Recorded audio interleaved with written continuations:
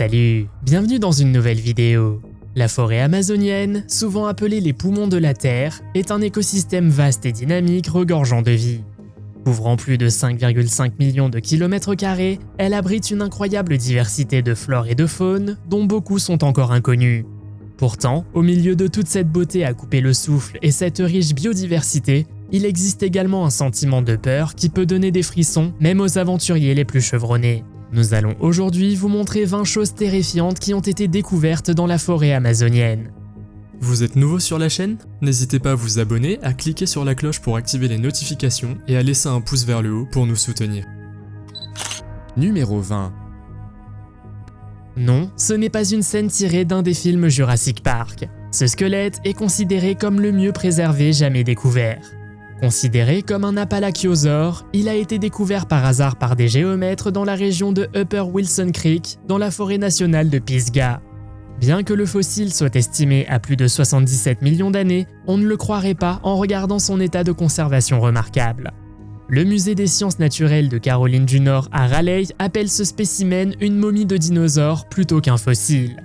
Même une momie est souvent moins bien préservée que ce spécimen. Après examen, on a découvert que ce théropode avait une peau, des dents et des organes internes entièrement intacts.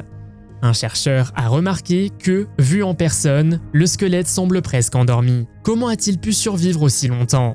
Certains spéculent qu'il aurait pu être emporté par une rivière en crue, puis déposé dans une ancienne mer. Il se peut qu'il ait coulé jusqu'au fond marin, qui est désormais exposé, ce qui a finalement conduit à sa découverte. Numéro 19. En juillet 2024, la tribu Mashco-Piro, l'un des groupes indigènes les plus isolés au monde, a été aperçu en train de quitter la forêt amazonienne péruvienne. Ce comportement inhabituel a suscité des inquiétudes parmi les militants et anthropologues locaux, car il semble être lié à l'augmentation des activités d'exploitation forestière dans leur région. Les Mashco-Piro, également connus sous le nom de Nomolé, sont une tribu indigène vivant dans les régions reculées du sud-est de l'Amazonie péruvienne. Ils sont considérés comme l'une des plus grandes tribus non contactées au monde, avec une population estimée à plus de 750 individus. Historiquement, la tribu a évité tout contact avec les étrangers, mais des rapports récents indiquent qu'ils ont été vus plus fréquemment près de la rivière Las Piedras, en particulier à proximité d'un village habité par le peuple Yiné. Plus de 50 membres de la tribu ont été repérés, apparemment à la recherche de nourriture et fuyant peut-être la présence croissante d'entreprises d'exploitation forestière dans leur habitat. Ces entreprises extraient du bois précieux, comme le cèdre et l'acajou de la région, ce qui représente une menace importante pour leur mode de vie traditionnel. Numéro 18. En 2020, des archéologues ont découvert un vaste réseau de villages anciens en Amazonie, plus précisément dans la partie sud de l'état brésilien d'Acre. Cette découverte a été rendue possible grâce à l'utilisation de la technologie LIDAR qui a permis aux chercheurs de voir à travers la canopée dense de la forêt tropicale et de révéler des structures cachées depuis des siècles. L'étude a identifié plus de 35 villages datant d'entre 1300 et 1700 après Jésus-Christ. Ces villages étaient disposés selon des motifs géométriques distinctifs, souvent circulaires ou rectangulaires, avec des routes rayonnant à partir d'une place centrale. Ce motif a conduit les chercheurs à penser que la disposition pouvait avoir été influencée par des modèles cosmologiques, suggérant que les anciens habitants de l'Amazonie se tournaient vers les étoiles et leur importance pour leur culture. Les villages circulaires mesuraient généralement environ 86 mètres de diamètre, tandis que les sites rectangulaires mesuraient en moyenne environ 45 mètres. Les chercheurs suggèrent que l'organisation de ces villages indique une structure sociale sophistiquée parmi les peuples autochtones de la région. La disposition cohérente des différents villages suggère qu'ils adhéraient à des modèles sociaux spécifiques, peut-être basés sur le cosmos. Numéro 17. Le Mapingari est une créature légendaire issue du folklore de la forêt amazonienne, notamment chez les peuples autochtones du Brésil. Les descriptions du Mapingari varient, mais il est souvent représenté comme une grande créature semblable à un paresseux, couverte de poils, avec un œil et une bouche sur le ventre. On dit que cette créature habite les forêts denses de l'Amazonie, où elle est à la fois crainte et vénérée. Les histoires du Mapingari sont profondément ancrées dans les traditions de divers groupes autochtones du bassin amazonien, notamment dans les régions de Rondônia, Amazonas, Acre et Pará. Elles servent souvent d'avertissement contre l'exploitation de la forêt et soulignent l'importance du respect de la nature. Il existe également de nombreux témoignages oculaires du Mapinguari, contribuant à son statut légendaire. Glenn Shepard Jr., un ethnobiologiste, a rapporté comment des membres de la tribu Machinganga au Pérou ont décrit une créature terrifiante ressemblant à un paresseux. De plus, un Brésilien, João Batista Azevedo, a affirmé avoir vu un Mapinguari après un long voyage en canoë, le décrivant comme une silhouette humaine couverte de poils. Numéro 16. Une ville américaine au milieu de la forêt amazonienne. Cela ne semble pas logique, mais c'est arrivé. Fordlandia était un projet ambitieux lancé par le magnat américain de l'automobile Henry Ford à la fin des années 1920. L'objectif était d'établir une plantation d'EVAS au cœur de la forêt amazonienne pour s'assurer une source fiable de caoutchouc pour la production de pneus de voitures. De cette façon, Ford voulait réduire sa dépendance envers les fournisseurs étrangers, en particulier en Asie du Sud-Est. Fordlandia a été fondée en 1928 et devait non seulement être une plantation d'EVAS, mais aussi une ville américaine modèle, dotée d'équipements tels que des écoles, des hôpitaux et des installations de loisirs. Ford souhaitait créer une communauté autosuffisante qui reflète ses idéaux d'efficacité industrielle et d'ordre social. Il a négocié avec le gouvernement brésilien les droits sur environ 2,5 millions d'hectares de terre pour cultiver l'EVA brasiliensis, l'espèce d'EVA essentielle à la production de latex. Cependant, les écosystèmes complexes de l'Amazonie se sont avérés difficiles à gérer.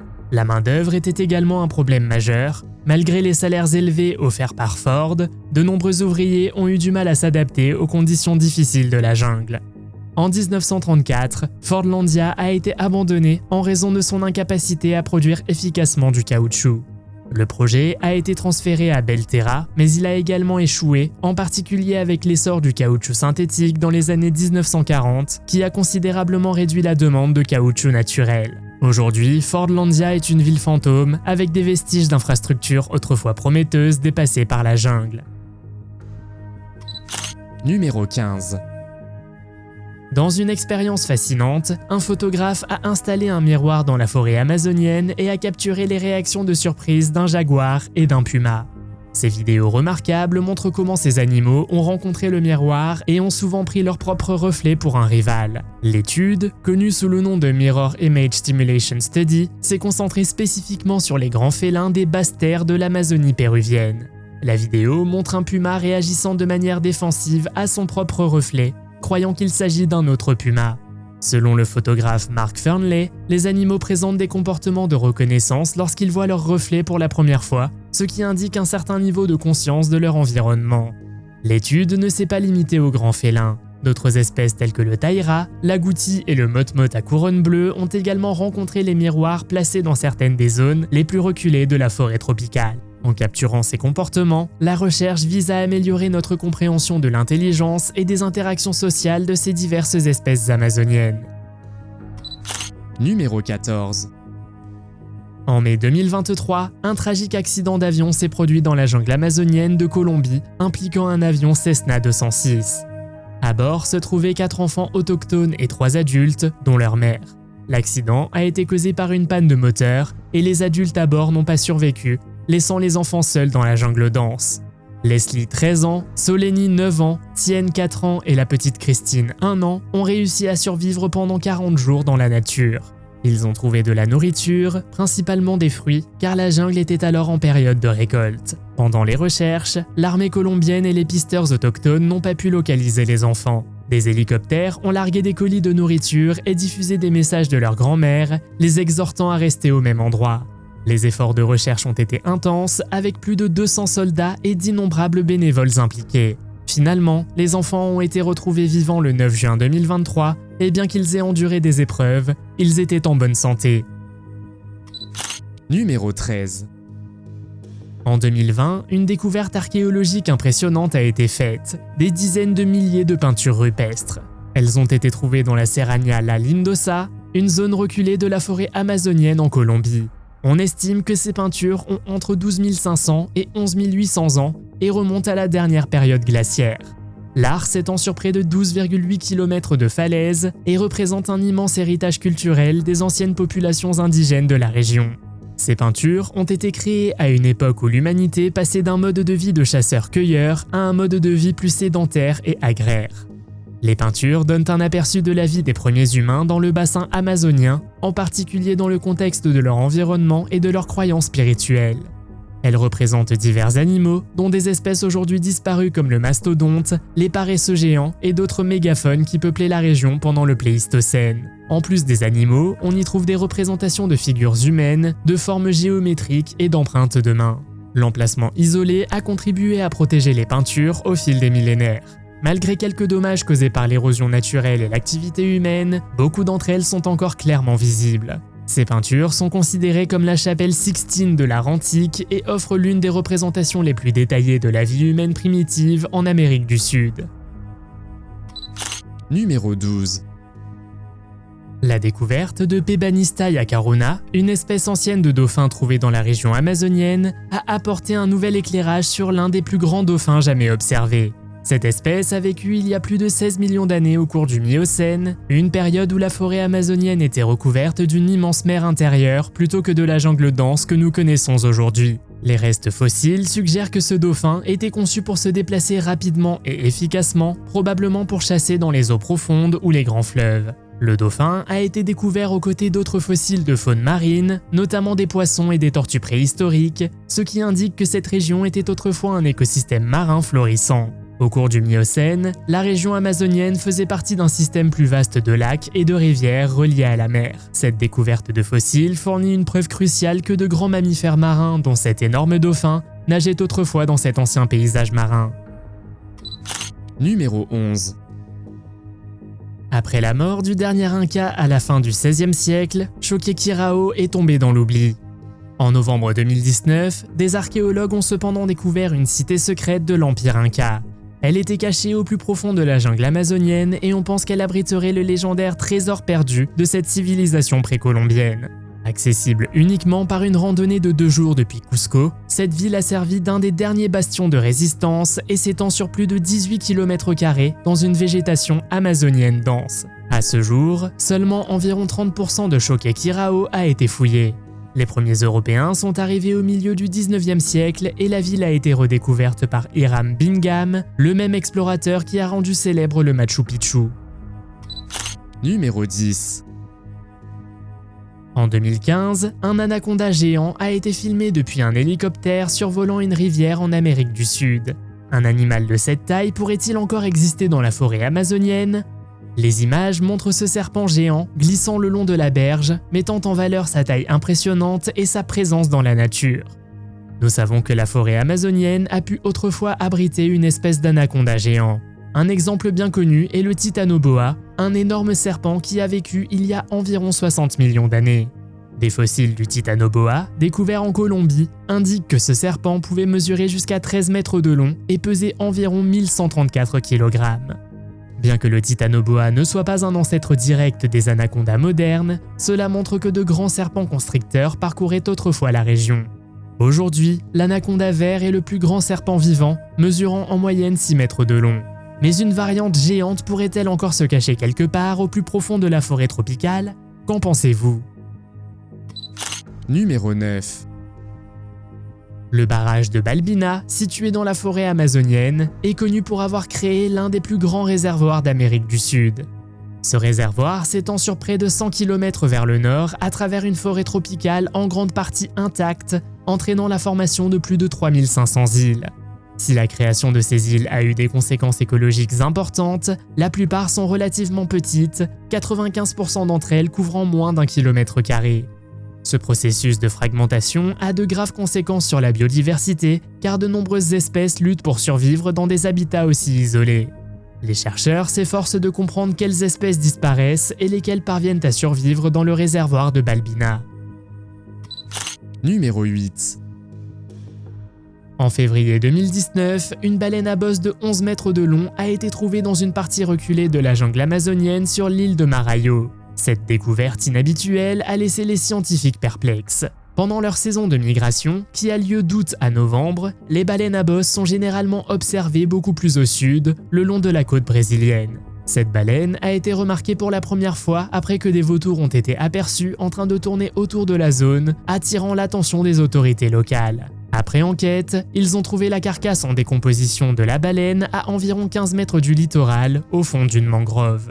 Les experts pensent que la baleine s'est séparée de sa mère pendant la migration et a été emportée vers l'intérieur des terres par un fort courant de marée lors d'une tempête. Il est très inhabituel que la baleine soit vue dans cette zone à cette époque de l'année, car la plupart des baleines à bosse auraient déjà migré vers leurs aires d'alimentation dans les eaux antarctiques. La cause exacte de la mort de la baleine reste un mystère. Comment pensez-vous que cette baleine s'est retrouvée au milieu de la jungle amazonienne? Numéro 7.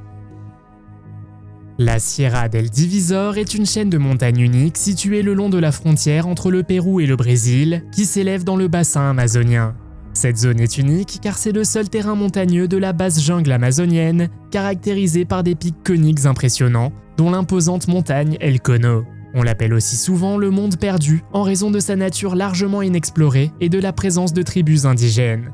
La Sierra del Divisor est connue pour son extraordinaire biodiversité. Les chercheurs ont identifié jusqu'à 13 espèces différentes de singes et de ouistiti dans les limites de cette zone. Cette région joue également un rôle important dans la capture du carbone, les estimations suggérant qu'elle peut absorber environ 150 000 tonnes de dioxyde de carbone par jour.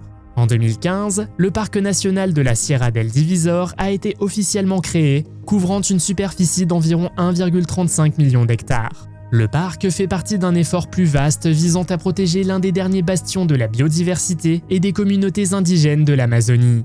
La Sierra del Divisor n'est pas seulement un trésor écologique, mais aussi une zone culturellement importante pour les tribus indigènes qui y vivent, notamment les Matsé, les Achaninka, les Wambisa, les Iskonawa, les Iskonowa et les Shipibo-Konibo.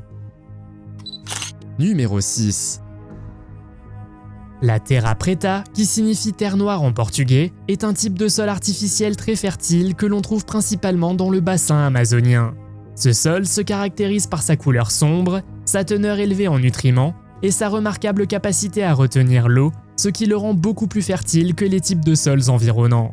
On pense que la terra preta a été créée par les anciens peuples autochtones de l'Amazonie qui ont amélioré la fertilité du sol en ajoutant des matières organiques telles que du charbon de bois, des os et des restes de nourriture. Cette pratique a probablement commencé entre 450 avant Jésus-Christ et 950 après Jésus-Christ, ce qui indique une longue histoire de gestion des sols dans la région. Des études récentes ont montré que les techniques utilisées pour créer la terra preta peuvent être reproduites pour améliorer la fertilité des sols dans d'autres parties du monde. Cela pourrait conduire à des pratiques agricoles plus durables qui aident à relever les défis contemporains tels que le changement climatique et la sécurité alimentaire. L'existence de la terra preta suggère que l'Amazonie n'était pas seulement une nature sauvage vierge, mais plutôt un environnement soigneusement géré où les anciennes civilisations utilisaient des méthodes innovantes pour rendre la terre productive. Numéro 5. Chanay Timpishka, également connue sous le nom de rivière bouillante, est un phénomène naturel remarquable situé dans la forêt amazonienne du Pérou. Le nom Chanay Timpishka signifie bouillie par la chaleur du soleil. Cette rivière est connue pour ses températures extrêmement élevées qui peuvent atteindre jusqu'à 95 degrés Celsius à certains endroits. La rivière a attiré l'attention internationale lorsque le géoscientifique Andrés Russo a commencé à enquêter sur l'origine de ce phénomène. Inspiré par les histoires de son grand-père, Russo a découvert la rivière lors d'une expédition avec son oncle. Ses recherches ont révélé que la chaleur de la rivière n'est pas causée par l'activité volcanique comme on pourrait le penser, mais plutôt par une source géothermique liée à une chambre magmatique souterraine. Chanay Timpishka coule sur plus de 9 km² et mesure environ 30 mètres de large et 4,5 mètres de profondeur. La rivière revêt également une importance culturelle pour les communautés indigènes locales qui attribuent les eaux bouillantes à l'esprit de Yakumama, un serpent géant connu sous le nom de mer des oiseaux. Numéro 4. Le mystère de Silkenge tourne autour de structures de soie particulières trouvées dans la forêt amazonienne, en particulier au Pérou et en Équateur. Ces structures, qui rappellent des versions miniatures de Stonehenge, se composent d'une spirale centrale entourée d'une clôture circulaire en soie. Elles ont été découvertes pour la première fois en 2013 par l'étudiant diplômé Troy Alexander lors de recherches dans la réserve nationale de Tambopata. Les structures de Silkenge ne mesurent généralement que quelques centimètres de haut et servent de moyen aux araignées pour protéger leurs œufs. Chaque structure contient généralement 1 ou 2 œufs d'araignée dans la spirale centrale, entourée de la clôture en soie. La construction complexe et les efforts déployés par les araignées pour fabriquer ces structures ont intrigué les scientifiques. Elles semblent trop complexes pour le petit nombre d'œufs qu'elles protègent. Malgré des recherches approfondies, l'araignée responsable de la fabrication de ces structures reste inconnue. Aucune araignée adulte n'a été observée en train de construire ces structures, ce qui a donné lieu à d'importantes spéculations et à un mystère parmi les entomologistes. Numéro 3. La Holadeira, également connue sous le nom de dauphin à dents de scie, est un cétacé cryptide qui aurait été trouvé dans le bassin amazonien brésilien. L'existence de ce mystérieux dauphin a été révélée par le biologiste Jeremy Wade lors de ses expéditions au début des années 1990. Wade a rencontré la créature pour la première fois en 1993 alors qu'il pêchait, lorsqu'il l'a repérée à environ 30 mètres de distance. Lorsqu'il s'est renseigné auprès des habitants, ils ne connaissaient pas l'animal et ont suggéré qu'il avait peut-être des hallucinations. Wade est retourné dans la région en 1994 et a rencontré un homme du coin qui a affirmé avoir vu la créature quelques semaines plus tôt et l'a appelée la Holadeira. Au cours de cette deuxième expédition, Wade a réussi à photographier l'animal, confirmant qu'il s'agissait bien d'un dauphin. La Holadeira est décrite comme un dauphin doté d'une nageoire dorsale distinctive, comportant des dentelures rappelant des dents de scie, ce qui le distingue des autres espèces de dauphins connues. Certains pensent que l'Holadeira pourrait être une nouvelle espèce, tandis que d'autres suggèrent qu'il pourrait s'agir d'une mutation génétique du dauphin rose d'Amazonie. Cependant, le nombre limité d'observations et le fait qu'un seul individu ait été répertorié jettent le doute sur sa classification en tant qu'espèce distincte. Numéro 2. La rivière Hamza est une voie d'eau souterraine découverte sous le fleuve Amazon. Elle doit son nom à la géophysicienne Valia Hamza qui dirigeait l'équipe de recherche qui a réalisé cette découverte. Ce fleuve est remarquable par sa taille impressionnante. Il mesure environ 6000 km de long, soit une longueur similaire à celle du fleuve Amazon lui-même, mais beaucoup plus large, allant de 200 à 400 km de large. Le Hamza coule dans la région d'Acre sous les Andes, se déplaçant d'ouest en est pour finalement se jeter dans l'océan Atlantique à une profondeur d'environ 4000 mètres. Avec une vitesse de seulement 1 mm par heure, le débit de l'eau est extrêmement lent, beaucoup plus lent qu'un fleuve typique. Cela est dû au fait que l'eau s'infiltre à travers des roches poreuses, ce qui la fait ressembler davantage à des eaux souterraines qu'à un fleuve conventionnel. La découverte du fleuve Hamza a été rendue possible par l'analyse des données thermiques de 241 puits forés par la compagnie pétrolière brésilienne Petrobras dans les années 1970 et 1980. Bien que le Hamza soit considéré comme un fleuve, les scientifiques soulignent qu'il ne coule pas au sens traditionnel du terme. Au lieu de cela, le mouvement de l'eau se produit à un rythme très lent, semblable à celui des glaciers. Numéro 1. Les peuples autochtones d'Amazonie ont longtemps raconté des histoires et des légendes sur les villes magnifiques qui prospéraient autrefois. Manari Ushiga, un dirigeant et porte-parole de la nation Sapara en Équateur, affirme que ces civilisations rivalisaient avec celles d'Europe. Il existe que ces grandes villes ont disparu à cause de ce qu'il appelle le cambio del sol, que nous reconnaissons aujourd'hui comme le changement climatique. La vallée d'Upano, située dans les contreforts orientaux des Andes en Équateur, est la plus ancienne de ces villes. Les colonies, habitées par les cultures Zupano et Quilamopé, remontent à environ 500 avant Jésus-Christ et ont été occupées jusqu'à environ 300 à 600 après Jésus-Christ. Grâce à la technologie LIDAR, les chercheurs ont pu regarder à travers la canopée dense de la forêt et révéler des réseaux complexes de routes, de plateformes et de champs agricoles. Cette technologie a mis au jour une infrastructure urbaine complexe avec 15 colonies différentes, dont 5 sont des centres urbains majeurs.